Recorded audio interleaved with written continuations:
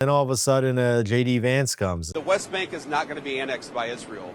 Definitely on a bit of a diplomatic roller coaster here. President Trump issuing an ultimatum saying you have 48 hours to give back all the bodies. Well, we're seeing leadership of Hamas saying, this isn't going to take weeks, this is going to take months. This is the game that Hamas plays. What they're trying to do is stress the system as much as possible in order to try to get Israel to take countermeasures.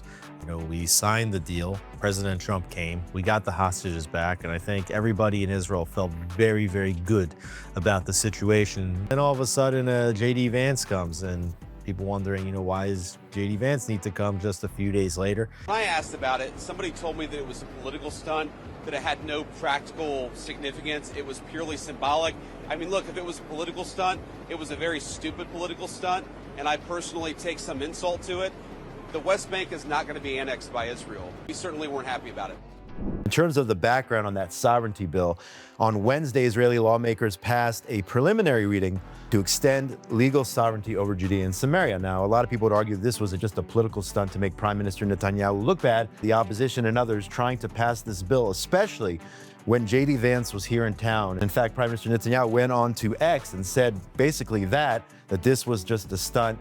Yes, he supports sovereignty, but that being said, the timing was off, trying to hurt the coalition there. Advancing sovereignty in this particular moment in time is going to stall negotiations. To upset all the momentum that's going until now for your own political needs instead of looking out for the good of the country is and again, just, it's my fear reprehensible. That people don't want to hear Israel pushing the sovereignty at this moment in time, right? Just at this moment. Maybe they can calm down on all their talk about a Palestinian state. We mentioned before about Hamas and whether or not they will stay in power the day after the war.